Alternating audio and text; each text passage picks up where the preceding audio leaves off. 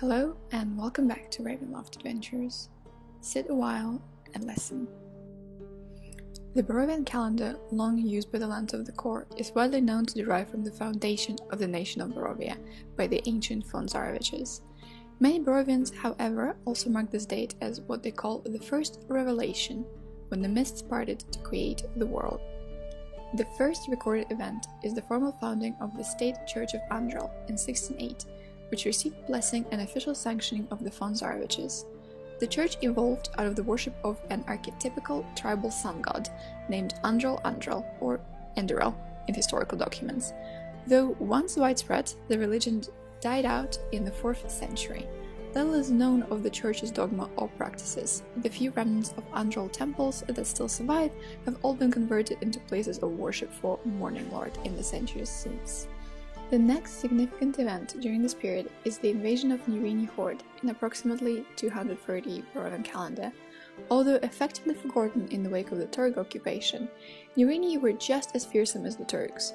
Barovians stopped them under the remarkable command of Nicoleta von Zarovich, the legendary general princess.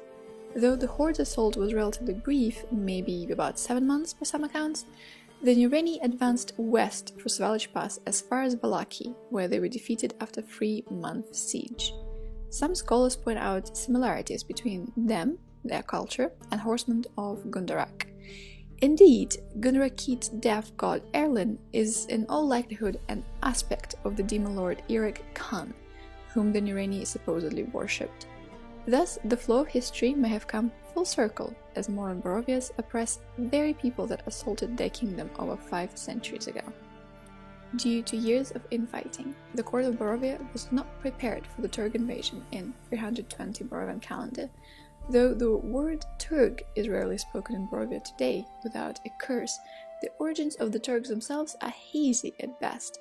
Like the Nureni, they came from the east, though their conquest was spurred by an astonishing religious zeal. Many period accounts describe the behavior on the battlefield like that of a demon-possessed. The Turk conquered Barovia with astonishing speed, less than a month by some accounts. The warlord Durokan the Unstoppable, better known as Dorian, was a wicked zealot who knew no fear. Unlike other barbarian hordes, the Turks did not raise their spoils and move on. Instead, they settled in the conquered lands to bring the whole world under the eye of their god. This was the ultimate shame for von Zaroviches, who fled west as refugees. The fortunes of Barovia reversed, with the coming of age of Strad von Zarovich, the eldest son of Barov. Strad was a youth of enormous resolve, who pledged to rebuild his family's army and lead it against the invaders. For 27 years, Strad did just that, inching eastward with a combination of fearlessness, tactical genius, and a matchless charisma that stroked his troops' patriotism. By the 347, the last of the Turks were driven from their camps near the modern village of Barovia. Strad began rebuilding his family's kingdom by renovating Durokan's toppled citadel, dubbing it Castle Ravenloft to honor his mother Ravenia. The castle opened in 348, and as a year later, the Balverzi, mysterious assassins of Ravenloft, made an attempt on Khan's life. They failed, and their masters were never exposed, but Strad could not elude his enemies forever, and we all know the story of the massacre at Castle Ravenloft and what followed after. After the refugees from Forlorn and Bloodspur came to Barovia and brought their customs with them, the first contact between Barovia and Gundarak occurred. Count Strad and Duke Gundar loathed one another from the moment the mists revealed their realms' shared border in 593, but the hatred was never so intense as to spark war between Barovia and Gundarak. Modern Barovia truly began to take shape in 736 when Dr. Henrik Dominiani, the warden of an asylum near Tüffeldorf, assassinated Duke Gundar.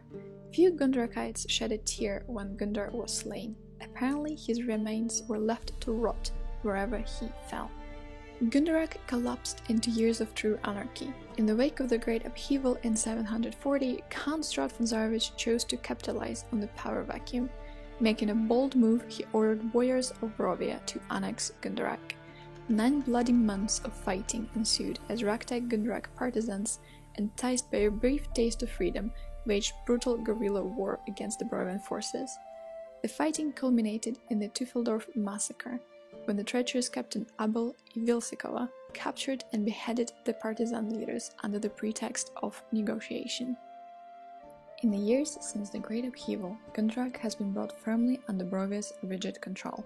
Resentment bred by over a decade and a half of armed occupation, however, seems to be leading unavoidably towards escalating ethnic bloodshed. In 748, the outspoken Gundrakite separatist Ardonk Zarieza began working on vision of Gundarak as it once was.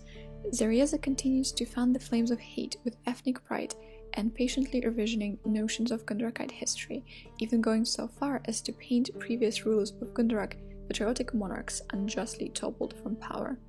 The scattered Gundrakite freedom fighters in Western Barovia are devoted to Zarieza's principles, though he himself denies any connection to violent rebels. Most Barovians believe that Zarieza and his supporters are allied to the remnants of Gundrakite army holding Castle Honadora in Invidia and the Vistana in the Follow Gabriel Adere. This suspicion was confirmed in the minds of many last year when the rebels blew up the Barovian garrison in Zeidenberg with a wagon load of gunpowder supposedly smuggled into the realm from Invidia. Barovia's population has 4 distinct ethnic groups: Barovians, Gundrakites, Forfarians, and Tani, who came from Bloodspore. While the broad cultural differences between these groups are minimal today, they can generally be distinguished by their general appearance and language. The wretched irony of the conflict between Barovians and Gundrakites is that an outsider would be hard-pressed to tell them apart by their physical appearance. Woe to the traveler who confuses one for the though. All Barovian groups dress in a similar manner, though modern Gundrakites prefer to distinguish themselves in trifling ways from the Barovian oppressors.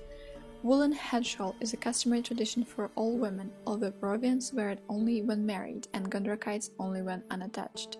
Misunderstandings over the kerchief tradition have caused more than one bloody brawl between young men. Moreover, Barovian women wear black for 5 years following the death of even their most remote relation, and thus seldom wear any other color. As with the vast majority of the folk throughout the core, most Barovians live in poverty. Most Barovians are subsistence farmers, herders or fishermen, living day to day on what meager resources they can summon from the land. Serfdom is still widespread in rural areas, where the boyars oversee the productive use of von Zarevich's lands. Barovians relish alcohol, the only distraction from the dreary existence. Wine accompanies finer meals, and plum brandy called tsuika is enjoyed both before and after eating. True nobles are vanishing creatures in Barovia, and none of Barovia's ancient families but the von Zareviches hold the land. The Count is master of all, and the modern aristocracy consists of his duly appointed burgomasters and boyars. The old families, such as Romuncules, Ivilsikovas, Watchers, and innumerable others, are slowly dying out. Their glories faded, their gold dwindled, and their sons and daughters scattered to the corners of the world. The exception is, of course, the Listnias, who, through treachery, managed to establish their own realm of Borka. Barovians marry young, boys often by the age of 16 and the girls as early as 13. Arranged marriages are not commonly observed, but many parents pressure their young kids to marry into money as early as possible. Unfortunately for such couples, Barovian customs forbid both divorce and remarriage. Barovian families once advertised the availability of their daughters for marriage by hanging a wreath of flowers on their front door, but the practice has long since abandoned. Such girls had a tendency to vanish in the night. Despite the sometimes fractious ethnic divisions in Barovia, the folk share a common unifying element: a fairly frosty demeanor. Life under stern gaze of Count Strahd von Zarevich has forged them into harsh people who mind their own business. Strangers are not welcomed, and questions are rebuffed with disregard and glares. Travelers will find their appearance, accent, manner, and possessions scrutinized with suspicion by all. This cheerless manner may be attributed to some degree of a crippling fear of the supernatural, especially the undead that pervades Barovia. Doors and windows are dutifully and securely locked the moment the sun drops below the horizon. Indeed, I have it on a good standing that a Barovian mother would not dare open her door after nightfall, even to save her own shrieking kid from hungry wolves. Though Barovians believe in magic, the vast majority of them have never seen it in practice, at least outside of a local cleric. Most folk regard magic as a secret as old as time and riddled with spiritual risks too terrible to contemplate. Arcane magic, well, all magic except divine, is practiced in secret in Barovia, as the common folk believe that all such power is a gift granting from demons. Since the popular opinion holds that arcane spellcasters are unquestionably the minions of evil, the agent of the boyars and burgomasters rarely discourage violence against them. Villages are rife with tales of suspected spellcasters lynched in full view of Barovian soldiers. The vast majority of Barovians are not religious, even after seeing miracles performed by clerics. Most of them believe that the nebulous gods of old are literally missing or dead, and that churches and sanctuaries for pretenders and fools. They seldom attend churches except when attending funerals. In fact, even in settlements with a functioning temple, weddings are commonly held in the local inn. Only the most optimistic young couples arrange for such weddings. Most Barovians believe in somewhat simplistic cosmology. They believe in heaven and hell, which are called Rifugu and Iadul. Rifugu is a vague and mysterious place, not so much a paradise but a place of rest, where the weariness of mortal coil is shed for an eternal spiritual slumber. As with most heavenly realms, it is thought to lie above the mortal world, beyond the stars.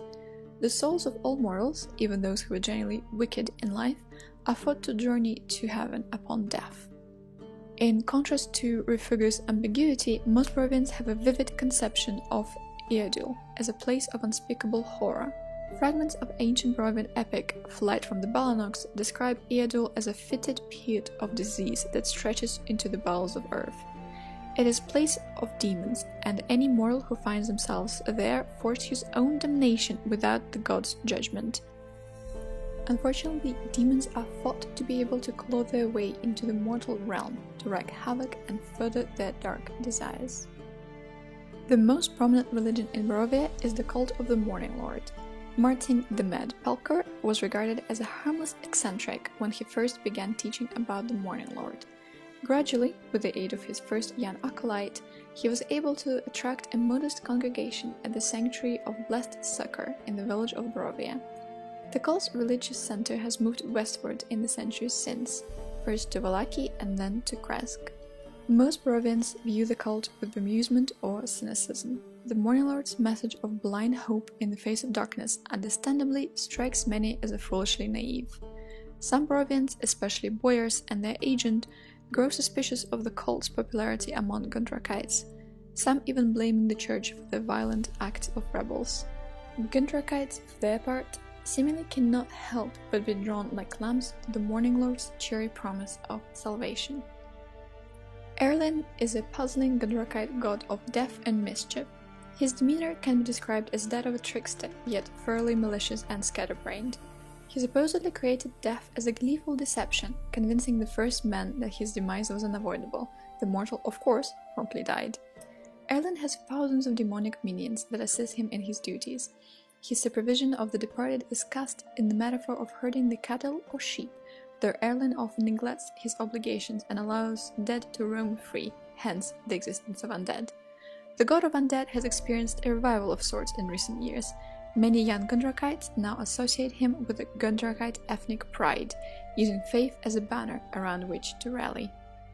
And this is it for History and Populace of Barovia. This was a long one, so thank you everybody for sticking around. So as always, please like, share and subscribe, and remember, mists are not your friends.